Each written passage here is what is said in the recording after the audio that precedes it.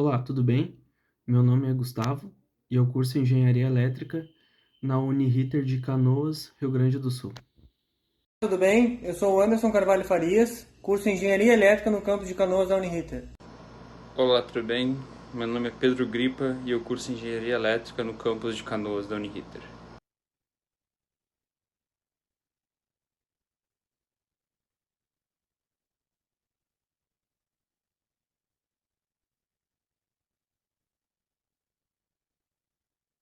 Bom, como proposto, o nosso tema do nosso trabalho é uma ponte retificadora trifásica de ponto médio. Primeira coisa, para a gente poder utilizar esse tipo de circuito, nós necessitamos que a nossa fonte de alimentação, no caso, nosso transformador, forneça energia para a nossa rede em estrela, em ligação estrela. Como a gente pode ver nessa imagem, a gente tem as bobinas de cada fase, no caso são, por exemplo, RST. Cada fase é ligada a um diodo em sua saída, e a saída do diodo é curto-circuitada, que essa leva a alimentação para a carga que a gente deseja.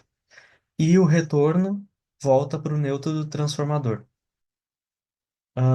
Uma das vantagens desse tipo de circuito é que a gente tem uma baixa queda de tensão na ondulação, diferente de uma ponte retificadora monofásica que possui a queda de tensão a zero, essa não retorna, devido às três fases estarem conduzindo em pontos diferentes, a tensão não chega a ir a zero.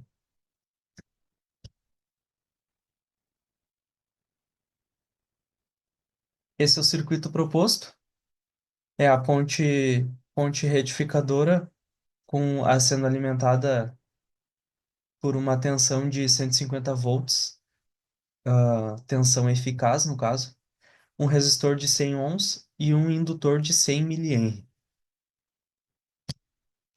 Aqui é o circuito montado no simulador, com auxílio de alguns multímetros e amperímetros para nossas eventuais medições, começando com o cálculo da nossa tensão de linha. É a nossa tensão RMS que foi fornecida vezes raiz de 2. Nos dá uma tensão de 212,13 volts. Simulado no nosso software, e exatamente o valor que foi calculado foi o que apareceu. Como a gente consegue ver aqui no gráfico, V', nossa tensão de fase é a nossa tensão de linha dividido por raiz de 3, que é igual a 122,47. Umas equações diferentes do acostumado, né?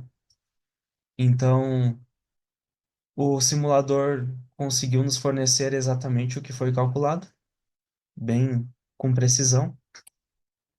A nossa tensão média na carga, a nossa tensão AVG, é multiplicado por uma constante 0,827 vezes a nossa tensão máxima de fase, que dá um resultado de 101,28 volts. Também conseguimos simular e nos deu o valor bem preciso. Corrente média na carga. Nossa corrente média na carga é dada a nossa tensão média dividido pela resistência. No caso, nossa resistência é só o resistor, então fica 101,28 dividido por 100, uma corrente de 1,012 amperes. Nota que o livro que a gente utilizou como base para os cálculos e com as equações disponíveis, ele nos diz que a nossa tensão RMS a nossa corrente RMS e a nossa corrente média, elas são quase iguais. Só que no livro ele utiliza um exemplo de um indutor de alto valor. E no nosso caso foi fornecido um indutor de 100 mA, um valor relativamente baixo. Então, teve algumas diferenças, mas a corrente média que foi esta calculada e a corrente eficaz, que é esta, deu um valor bem próximo mesmo, 1,018 amperes. a RMS, e 1,011 a AVG, bem próximo mesmo. Já a nossa corrente máxima na carga, ela não é igual. A gente teve que aplicar a equação como se fosse uma carga só resistiva. Então a gente dividiu a nossa tensão máxima pela resistência, dando o resultado de 1,224 amperes.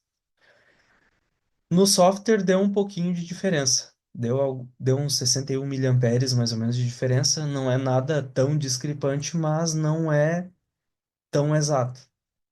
O livro nos diz que as três correntes seriam iguais, então não podemos aplicar isto. Temos que utilizar esta equação para calcular a corrente máxima.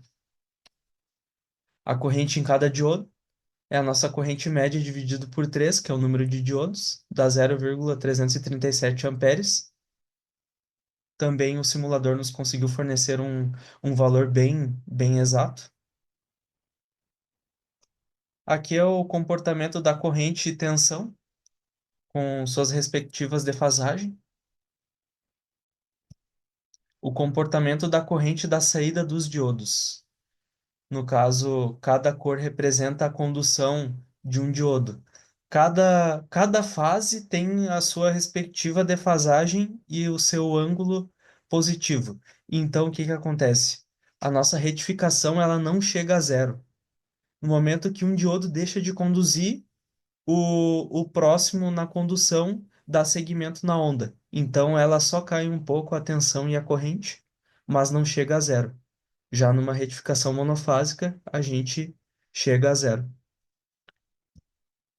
Aqui a gente tem o comportamento também das correntes, de como elas ficariam, no caso, o período dela conduzindo, e no final o gráfico unindo cada diodo que conduziu uma parte da corrente. Dependendo do que eu for ligar, né, do qual seria a minha carga, o meu uso, eu não necessito de uma filtragem como uma fonte monofásica, né? Uma retificação monofásica, eu preciso ter um capacitor de filtro para anular o ripple. Já aqui a gente tem um ripple mais baixo, então dependendo da minha aplicação, posso utilizar somente a retificação. Aqui é o comportamento da tensão em cima do resistor e do indutor. O resistor, sendo o gráfico azul, ele deu uma leve deformada devido ao tamanho, ao valor do nosso indutor, mas sendo uma tensão oscilante em cima dele. E a nossa tensão no indutor fica uma tensão até negativa, abaixo de zero, como a gente pode observar no gráfico. E um comportamento parecido com uma carga e descarga. Parece que ela demora mais a cair e para subir ela é mais rápido. Agora, se a gente seguisse o exemplo do livro, utilizando um valor de indutor bem alto, a gente conseguiria obter o gráfico exatamente como foi dado no livro. A tensão pulsante ficaria em cima do nosso indutor e o resistor teria uma tensão linear contínua, que é o que apresenta no gráfico. O comportamento da corrente no circuito. O livro também nos diz que esta corrente ela seria uma corrente linear, mas não é o nosso caso. Mas ela fica oscilante também, não chegando a zero. Notamos que o início é um pouco atrasado devido ao indutor, né? O indutor tem esse comportamento de atrasar a corrente. Aqui, se a gente aplicasse um indutor de alto valor, a nossa corrente ficaria totalmente linear. Neste gráfico, não conseguimos ver ela estabilizada porque o nosso software de simulação ele somente simula 0,6 segundos de tempo. A referência e o simulador. Utilizamos basicamente este livro, com auxílio de alguns sites na internet, mas esse foi o nosso carro-chefe para os cálculos e equações, pois ele utiliza um exemplo igual ao nosso.